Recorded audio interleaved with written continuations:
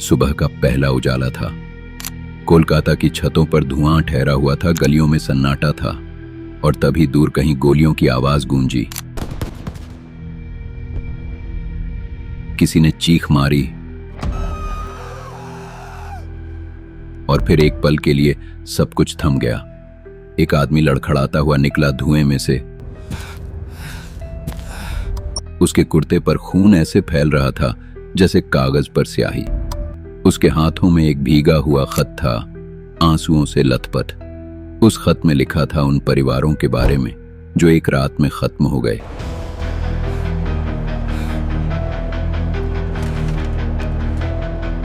(1946) का पतझड़। बंगाल में सिर्फ पत्ते नहीं गिरे थे, घर गिरे थे, इंसानियत गिरी थी। कोलकाता की गलियां जलती लकड़ी की गंध से भर गई थीं, झोपड़ियां राख हो गईं, लाशें सड़कों पर कतारों में पड़ी थीं।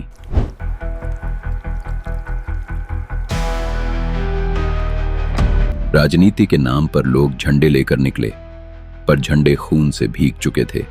रेल की सीटी रात को गूंजती थी, डिब्बों में ठूंसे गए लोग। बच्चों की आंखों में डर, और किसी को यह भी नहीं पता था कि गाड़ी रुकेगी या नहीं। रिक्शा वाले भाग गए,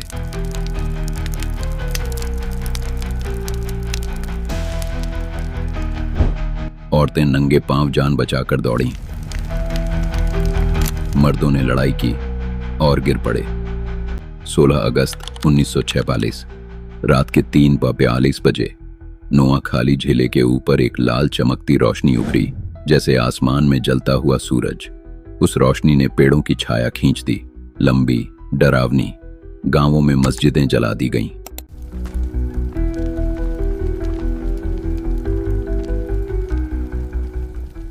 जमीन खोदकर रात के अंधेरे में कब्रें बनी।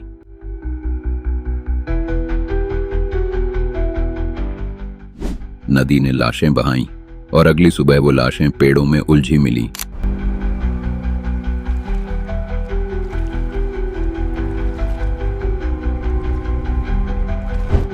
बांस की झोपड़ी के हर चरमराते दरवाजे पर डर छिपा था। एक औरत थी, अमीना, अपने बच्चों के साथ एक संकरी गली में सूखे घास के पीछे छिपी थी।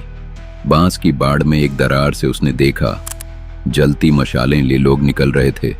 गिनती करती रही, 14, 15। एक रुककर खिड़की की परछाई पर हंसा।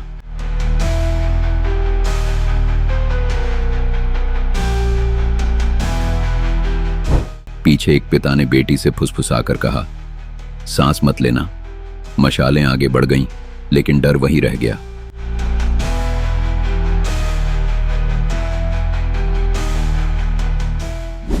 कोलकाता में वहीं दूसरी तरफ विधानसभा के भीतर भाषणों में आग थी। नेता चिल्ला रहे थे, वो हमारे बीच नहीं रह सकते।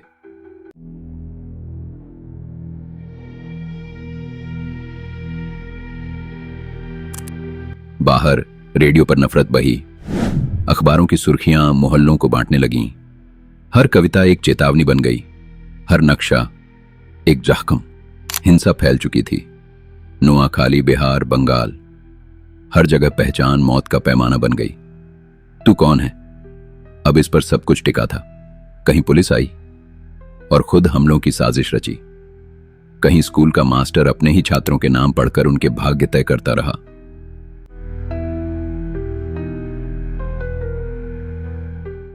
लेकिन अंधेरे में भी कुछ चिंगारियां थीं।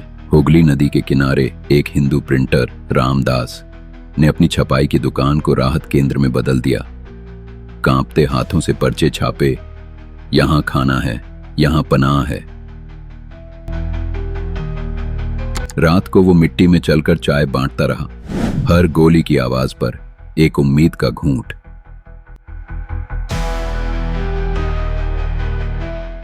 और फिर आई सच्चाई की सबसे कड़वी परत। ये सब कुछ अचानक नहीं था, इसे गढ़ा गया था।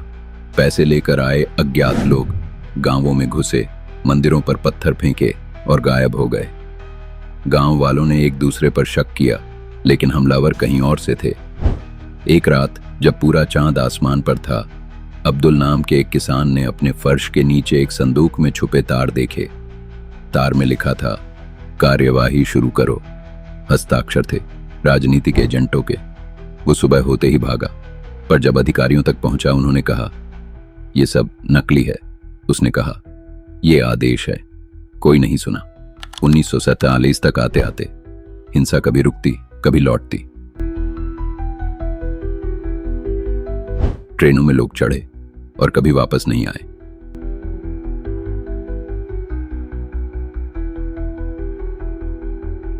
कई ट्रेनें रास्ते में रुकीं, रात को लाशें उतारी गईं, स्टेशन नंबर वही है, टिकट कभी काटे नहीं गए। फिर आया 15 अगस्त 1947, आजादी का दिन। लेकिन बंगाल आधा हो गया था। लोग सुबह उठे और देखा उनका घर अब दूसरे देश में है। भाई बहन अलग हो गए, शादी ब्याह के रिश्ते टूट गए, जुबानें बट गईं, नक्शे फिर से रंगे गए।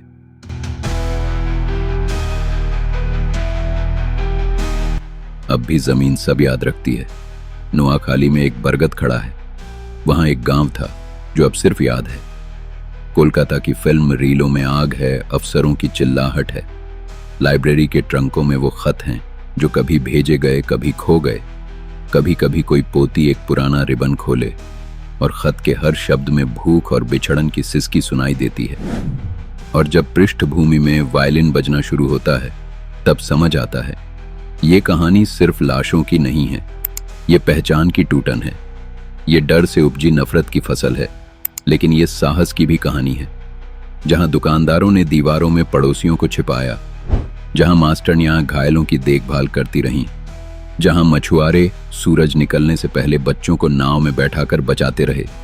1948 की सर्दी ढलते ही कुछ लोग राख के खेतों में लौटे, टूटे घरों की ओर, हाथ में पुराने चाबियां और धुंधले प्रार्थना पत्र। एक लेखक ने लिखा, बंगाल अब एक टूटा हुआ बाग है जहां कुछ फूल अब भी खिले हैं। वो लाइन याद रह गई, कुएं पर रुक कर रोते मर्द, कांच की चूड़ियों की खनक जो कहती है हमें भूलना नहीं है।